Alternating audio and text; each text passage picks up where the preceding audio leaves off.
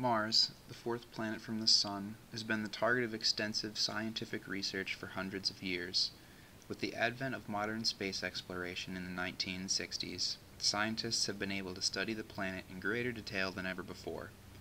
Since then, numerous spacecraft have been sent in an attempt to increase the understanding of the geology of Mars.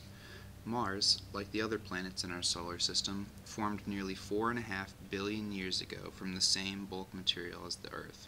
However, due to Mars's greater distance from the Sun than Earth's, it has acquired more volatile elements like carbon dioxide, water, and methane. During the formation of Mars, the planet accreted less material than other larger bodies within our solar system. This produced a planet about 10% the mass of Earth.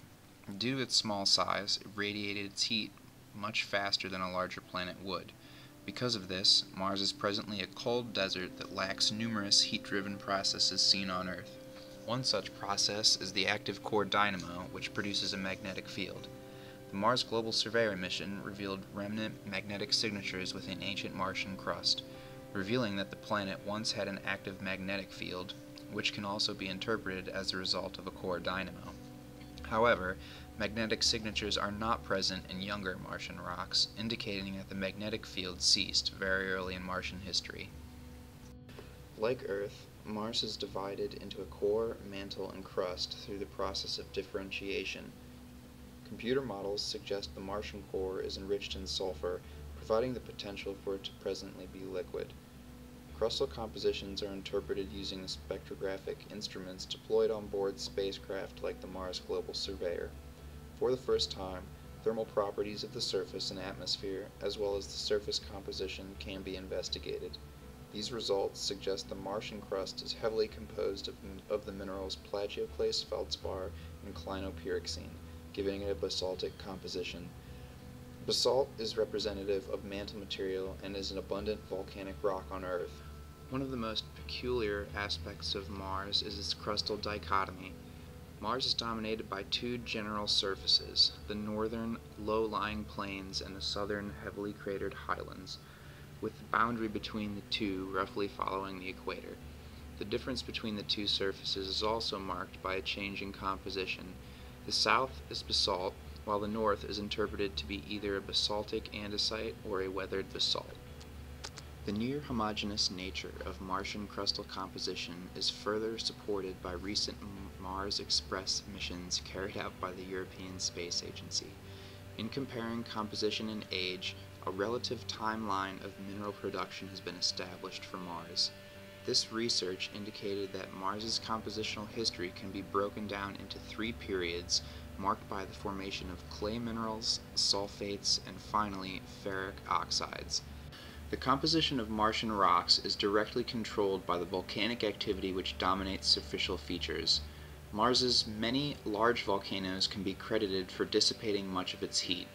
Martian volcanoes are larger and less numerous than their terrestrial counterparts, which suggests the same volcanoes have been active throughout the history of the planet.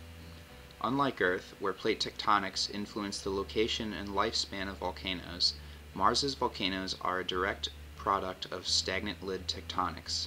Under this regime, volcanism is isolated to a few regions of crustal weakness, where billions of years of volcanic activity has built massive volcanic provinces in the absence of plate boundaries. The resulting style of volcanism is similar to terrestrial shield volcanoes, in which eruptions produce low-viscosity magmas which flow over large areas. Olympus Mons, the largest volcanic construct in the solar system, stands over 20 kilometers high and shows evidence of recent activity within the last few million years. The Tharsis province is dominated by three volcanic peaks which stand south of Olympus Mons in a linear assemblage. Volcanoes at Tharsis, like Olympus, have shown evidence of recent volcanism. As Martian magmas ascend to the crust through the mantle, they cool, allowing minerals with high melting temperatures to crystallize first, a process known as fractional crystallization, and a process which also occurs within the Earth's mantle. Our ability to establish a Martian timescale and date specific samples is directly related to the impact record. Recognizing that older terrain is more heavily cratered than younger terrain allows us to interpret the general age of specific areas on Mars. This relationship is most evident when comparing the northern and southern hemispheres, where the south is extremely cratered while the north is relatively smooth. Aging terrains based on crater counting is only possible given our understanding of the impact rate through time. Many of the large craters on Mars were formed during the late heavy bombardment, a time period when numerous large objects flooded the inner solar system and impacted the planets. The Martian impact record showcases a variety of crater morphologies, which suggest the presence of a volatile-rich crust. Pit craters form as a result of an impact into a volatile-rich target, causing volatiles to instantly vaporize as a result of the heat produced. Some impacts produce rate-ejected deposits, which are a result of the volatiles liquefying upon impact and providing cohesion to the ejected material. Meteorites have been collected and categorized for hundreds of years, but not until recently was there a means by which to determine their origin. In comparing spectrometry results with compositions of meteorites, many samples match the heavily basaltic nature of Martian crustal material.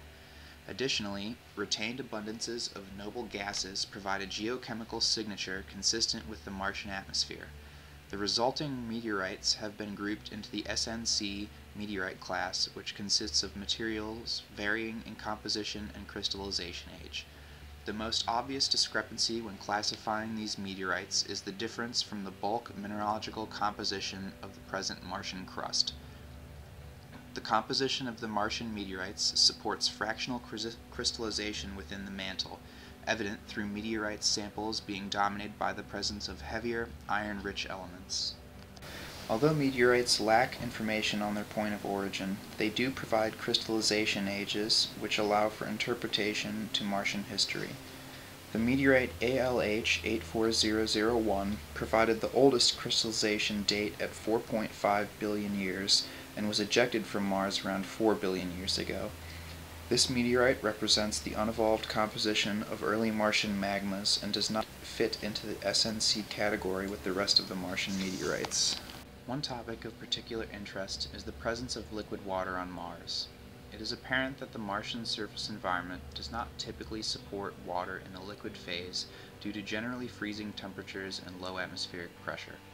However, superficial features suggest that liquid water was stable on the surface in the past. These features resemble many terrestrial fluid features like river deltas, outflow channels, and standing bodies of water. Spectrographic analysis of surface minerals shows the presence of liquid water interacting with the rocks and changing their crystalline structures. But the lack of water presently on the surface begs the question, where did it all go? In order to find the water, a suitable environment must be found where pressures are high enough to allow water to remain in the liquid or solid form. The most obvious place with a higher pressure is below the surface, where the force of the pressure from the surrounding crust allows water to be stable in the solid phase. Therefore, it is hypothesized that Mars's water is frozen in the subsurface realm within the planet's cryosphere. The Phoenix lander touched down near the Martian North Pole, where the cryosphere would be closest to the surface, and used its robotic arm to dig a small hole and sample the material which was exhumed. The analysis suggested an abundance of water ice, which quickly sublimated under the low atmospheric pressure. Recent observations have been made of potential areas where liquid water appears to have made it to the surface and eroded material. Here, light-toned deposits superimposed on darker terrain show signs of fluid deposition of ice, frost, or precipitates from underground sources. Such landforms occur at mid-latitudes, reflecting the requirement of significant solar heating to start this process. These deposits suggest that liquid water can be present on the surface of Mars for short periods of time given very restrictive circumstances. Scientists have been extremely interested in Mars since the original Mariner photographs because of the potential for life. Life requires a very selective range of conditions enabled to survive, and liquid water is one of those requirements. If Mars has or has ever had liquid water, there is the potential for life to exist. Since the Viking missions, we have been searching for evidence of even the most microscopic life forms, with no success. But there is a possibility that the chemical footprints of life can be locked away in sedimentary and evaporitic mineral deposits. Future missions, like the Mars Science Laboratory, aim to find these footprints and change our understanding of Mars.